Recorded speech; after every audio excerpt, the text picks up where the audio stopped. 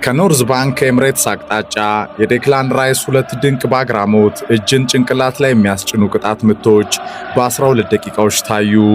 ይህ በራይስ ቤቢ የእግር ኳስ ሕይወት በታሪክ ለመጀመሪያ ጊዜ ታየው ተአምር ነው። ከመድፉ መንደር ሪያል ማድሪድ ፈዘዘ። አርሰናል የአውሮፓ ቻምፒየንስ ሊግ ማስተሩን ክለብ ፎጣ ጥሎም ዘረረ።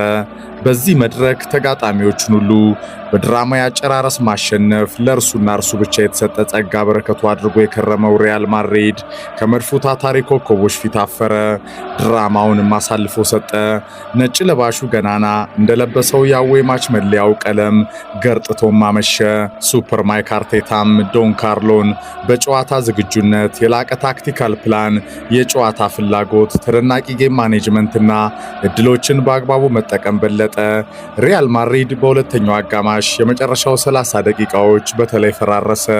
በጋራ መዋደቅ፣ በጋራ መፋለም፣ በጋራ ለታሪክ ከፍታ አዲስ ዓላማ የሪያል ማድሪድ ኳስ ማስተሮች ፊት የተዋደቁት የመድፉ ከዋክብቶች የማይዘነጋውን ጣፋጭ ምሽት አሳለፉ።